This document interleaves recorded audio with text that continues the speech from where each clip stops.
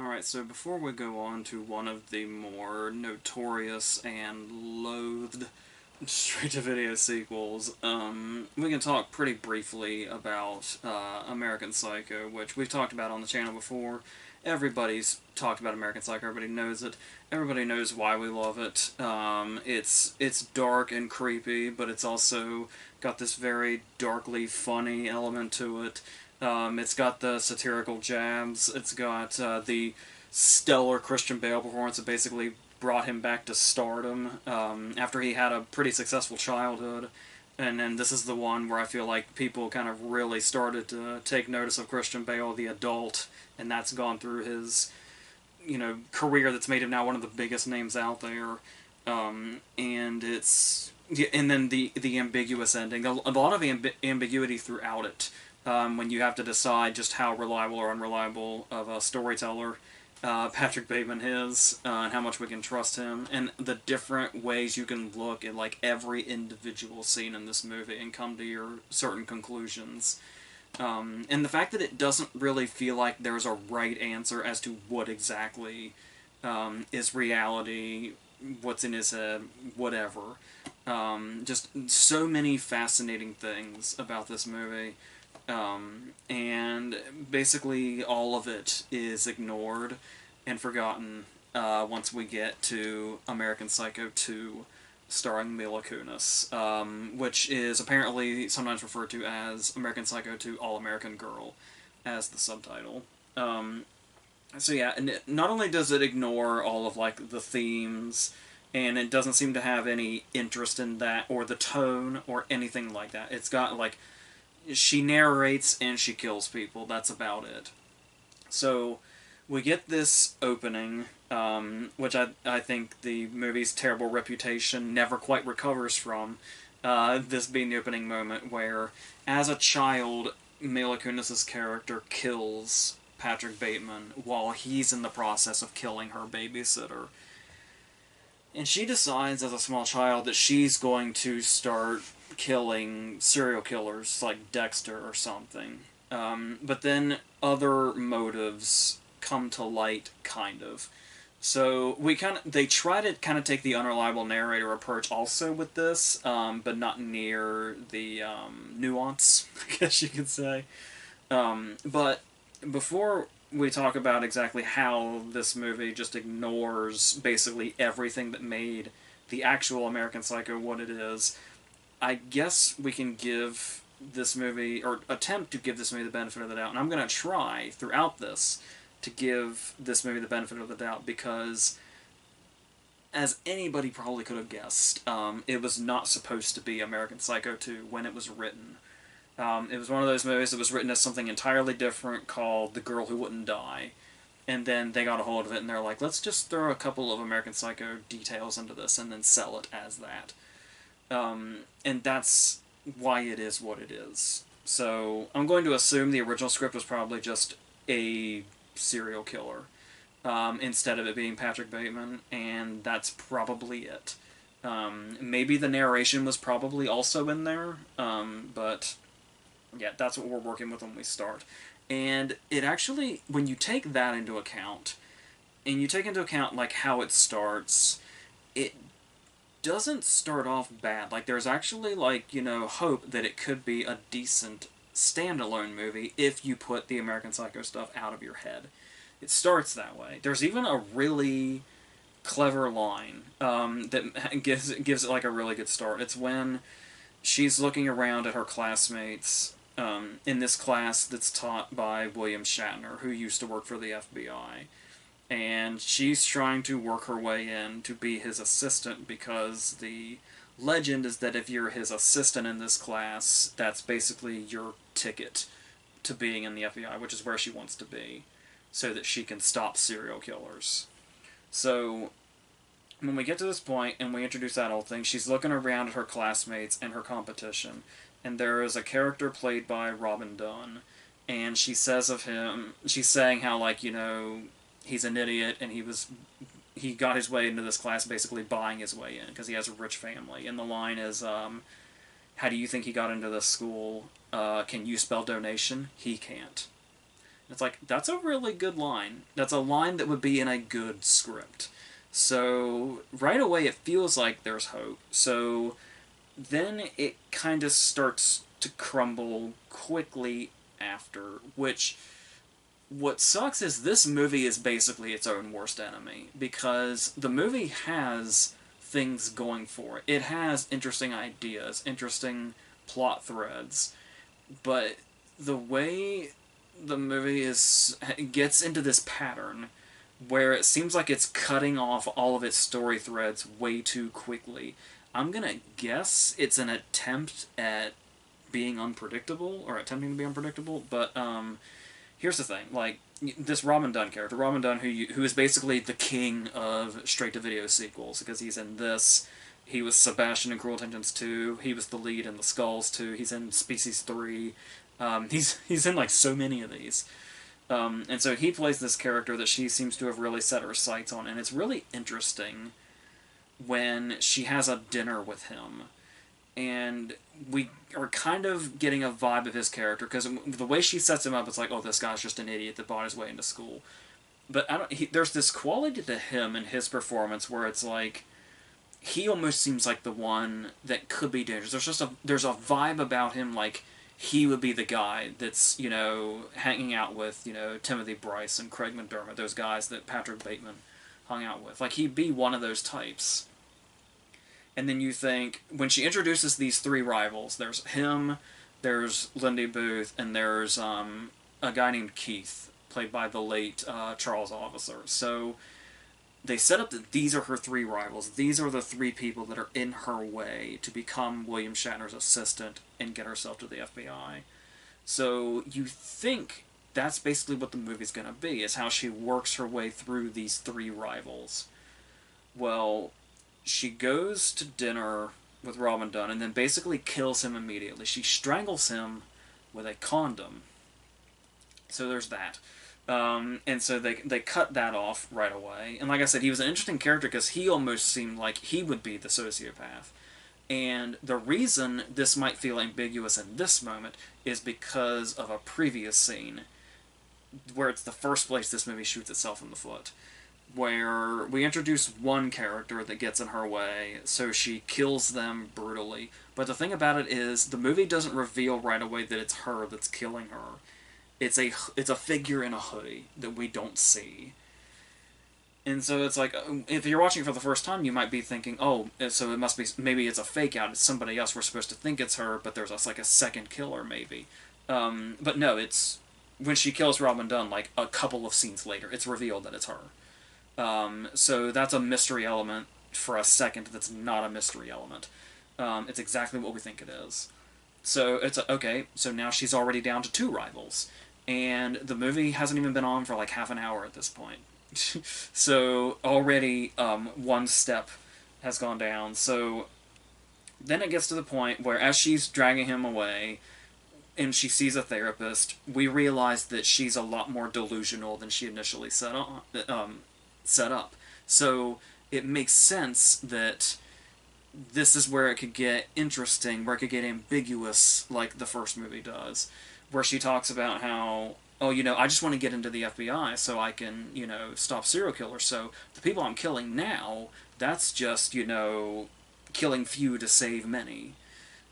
So there's something there, but then it gets into this really convoluted thing with the therapist where she kills Lindy Booth quite early. We kind of think, because Lindy Booth's having an affair with Shatner, so it sets up that she's the most likely one to be given that spot. Everybody wants the spot that she's willing to kill for, so you would think she would be the main rival.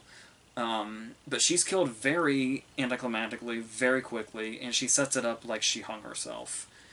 And there's this very convoluted confusion between the therapist and Shatner about who killed themselves. Because Shatner knows that it's Lindy Booth because he found her. The therapist thinks he's talking about Mila Kunis. This confusion goes on for the remainder of the movie.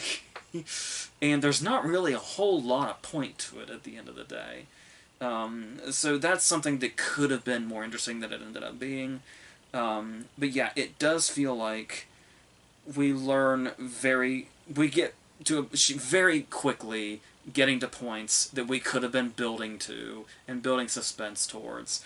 But her rivals are just dropping like flies. And then she ends up killing Keith just very abruptly and out in the open shortly after she's killed Lindy Booth. So she has taken out all of her rivals. And we're like 45 minutes in. So then it gets to the point to where she has a big confrontation with Shatner himself. And there's this big twist where she's known who he is the whole time because he was like romantically connected to her babysitter who was killed by Bateman, and then that's like what started his whole thing with the FBI, and they're very closely connected, and she's been orchestrating it this whole time. And then that plan, so obviously her plan has backfired. So now she in a very unbelievable way, kills him. Basically lures him to accidentally walking himself out of a window. So, once she's done that, she has taken out all of her rivals, and she's taken out the person she was trying to get close to, and that was her main goal. The movie's, like, not even reached its hour mark yet.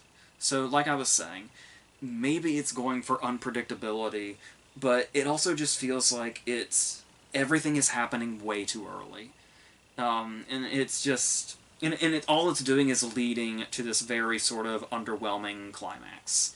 Where it's like, it's really, another thing that really plays into why I'm against it maybe trying to do this out of unpredictability is the fact that the conclusion, the last few moments that are supposed to be the big moment, the big final reveal, because you think, like, oh, you know where the movie's going, but oh, she does this earlier than you think, and then this earlier than you think, and then that earlier than you think, so it's like, so what is it leading to then? The most predictable place it could possibly go. Like, the most predictable way it could play out, where it's like, it's the whole thing where just her car happens to drive off of, like, a ravine or something, and her car blows up. And the movie just keeps going and going, expecting us to think that she actually died. And it's like, I feel like just from the vibes of the first movie alone, you can watch this whole movie and never suspect that she's gonna die. Somehow, some way, the movie will end with her getting away. And the movie tries to play it up like they've faked us out in how she does that. And speaking of fake-outs, there is a whole other twist they decided to throw in that also feels like it has no impact on anything whatsoever, mainly because of how unlikely it seems. And we've talked about this. I'm not that guy that... I love to watch thrillers and just watch thrillers. I'm not the guy sitting back trying to tell you why everything in this thriller is unrealistic in whatever way. I'm just not that kind of viewer. So, when I see this twist, that she's not the person she says she is, she's actually the girl that she murdered and has had stuffed in her closet for months, and she explains the smell away by saying they're working on sewage nearby. So she just stays in here with this smell for months, so there's that, but they try to play up that this girl is not being missed by anybody because she was an orphan. But I don't know, if you're gonna go to a college, kill someone, assume their identity, and stuff them in the same closet for like months and months while they rot away, I feel like that smell would eventually go beyond her dorm, first of all. And just the unlikely fact that one would get away with that is something that isn't one of those things you can really just wave off, because at this point, every twist feels labored and like it barely makes sense, if it makes sense at all. And it keeps trying to top itself because it kept running its ideas out really quickly. Like I said, you could have run with the three rivals thing for the whole movie. But for some reason, you wanted to end every plot thread you have so quickly. And I don't get why. Not to mention, this is all accompanied by a really obnoxious score. The music in this is really weird. It's like, the only way I can think to describe it is it sounds like the music from like a dog comedy, like a Beethoven-esque movie. Not like a movie like Beethoven, but a movie that's like a rip-off of Beethoven. Like a straight-to-video rip-off of Beethoven, if you will. Even though there were plenty of those in its own series. But the point being, the only time I can remember music in the first movie that kind of seemed to stick out in the way that this music does is when Patrick has the run-in with Lewis in the bathroom, the sort of gay confusion when he goes to strangle him. The way that music, like in that one scene, gets really weird and overbearing and like seems out of place, almost cartoonish. Um, Imagine that, but it's the score for the whole movie, and sometimes it's even drowning out dialogue. It's ridiculous. So that's pretty much what this movie is. It's just very convoluted and in a big damn hurry to shoot itself in the foot every time it seems like it might be going somewhere kind of interesting, or it might be somewhere where you're interested to see what the next thing that's going to happen is. And it just keeps, like, maybe it thought the three rivals thing was too obvious, like, oh, she's going to kill the three rivals, she's going to become the assistant, and that'll be it. That's literally how it was planned. So it's like, oh, we've got to do something a little different, let's throw some curveballs.